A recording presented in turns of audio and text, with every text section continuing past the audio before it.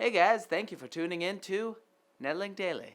You'll notice the setup behind me here. That's from the live stream we did this past Saturday. I actually couldn't make it, but the guys said that it was great, so I hope you enjoyed it. Today, tech news is mostly about Mobile World Congress, so if you aren't interested in new phones and stuff like that, I wouldn't really bother watching this video, to be honest.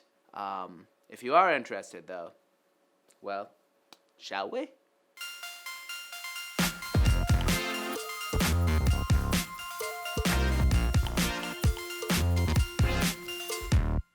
Okay, the first pretty big unveil at Mobile World Congress was the LG G6. The modular G5 didn't do so well at all, so LG actually turned to consumers for feedback, and so this new G6 may just be the phone of the people. It's got a 5.7-inch screen, 2880 by 1440, and 560 pixels per inch, with a 13-megapixel rear camera and 5-megapixel front, a 3300 megahertz battery, and comes in 4, 32, and 64 gigabyte memory options with micro SD expansion. The display also supports Dolby Vision and HDR10.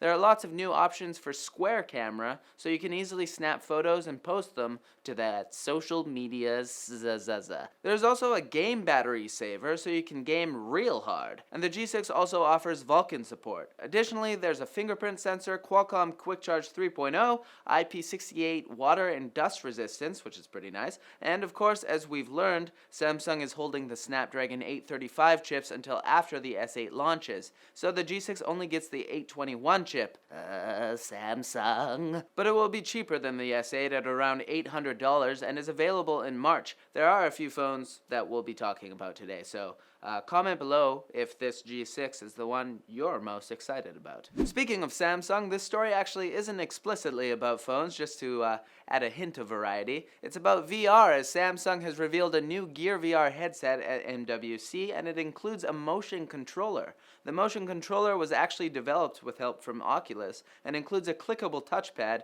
trigger, home button, back button, and volume keys, as well as a wrist strap for safety. There's also an accelerometer, gyroscope, and magnetic sensors. It takes 2 AAA batteries, so you don't have to charge it, but you will have to buy batteries, of course. And apparently there are currently 70 new controller titles in development for Gear VR. The new Gear VR is designed to be used with the Galaxy S7, S7 Edge, Note 5, and the Galaxy S6 series. So there, I brought back the phone stuff to end that story. You guys just love your phones, I'll tell you. Comment below if you're not excited for phones and only excited for the new Gear VR, which requires a phone to use.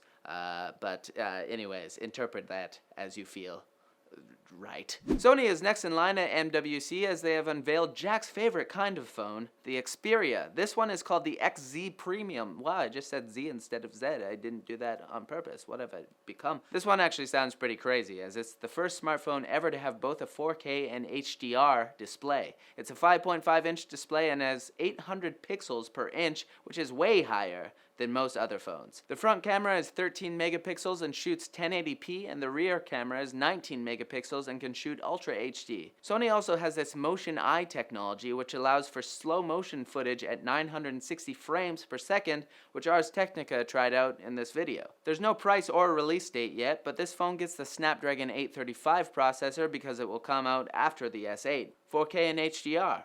Cool. But is it really necessary?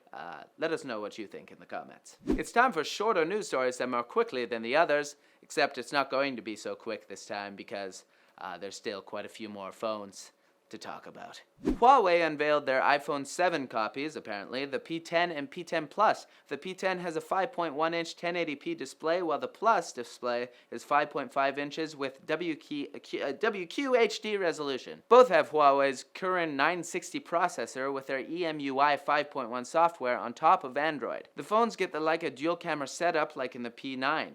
The phones will be $700 and $750 respectively, and guys, these phones aren't coming to the US, but they will be available in Canada.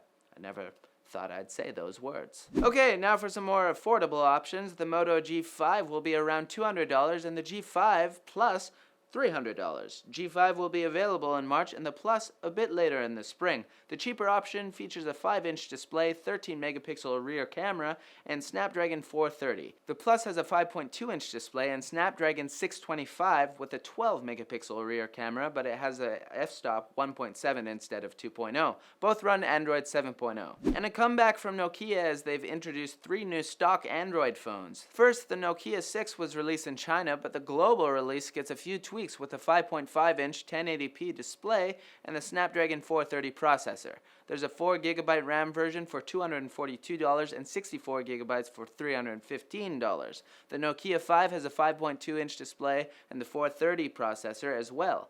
Both of these phones run Android 7.1 Nougat. The 5 will be available for $200 in Q2 along with the 6. The Nokia 3 keeps it real basic with an 8-megapixel camera, 5-inch display, and the MTK 6736 quad-core processor. While the 5 and 6 are aluminum, the 3 has a polycarbonate back, which I don't really know what that means. The 3 will be available in Q2 as well for $147. Nokia and stock Android, keeping it simple but solid. I like it. And lastly, Samsung says they'll be unveiling the S8 on March 29th. And there's leaked videos too, but I've talked too much about phones, so there's nothing I can say at this point. Sources for all of today's phone stories can be found in the NCIX forum post linked in the description. There was one VR thing too, guys, don't forget that. Xiao sujo. I'm sorry, that's probably not right at all, but yes, that's Portuguese, isn't it? And the Portuguese people in the audience, I know you get mad at me for sounding Spanish on most of the Portuguese things that you send in. I'm sorry. What can I do? This guy sent me up. He knows that I'm gonna do a bad job. Anyways, let's move. Hey guys, again, just wanted to say thank you for those who watched our live stream this past Saturday. I wasn't there, but the rest of the team said it was the illest thing ever. Their words, I wouldn't say something like that. They played Overwatch, League of Legends, CSGO, Street Fighter, had a Q&A with the Tech Tips crew. Again, not me, though.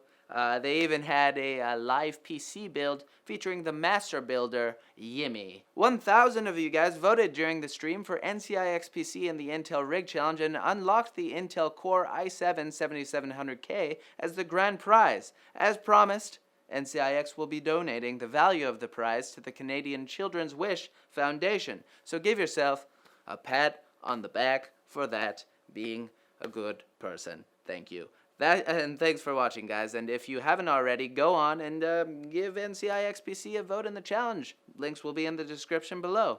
Also, yeah, if you want to see the live stream still, it's on YouTube on our channel, so you can check out what you missed. Alright, that's it for Netlinked Daily. Thank you so much for watching. Click over here for previous videos and check us out on Twitter over here. But as always, like the video if you liked it, comment below for fans with benefits, and subscribe for more videos like this from NCIX. Now, I'm going to have to go sleep after all that phone information. I will dream about all the possibilities in the mobile world. Congress.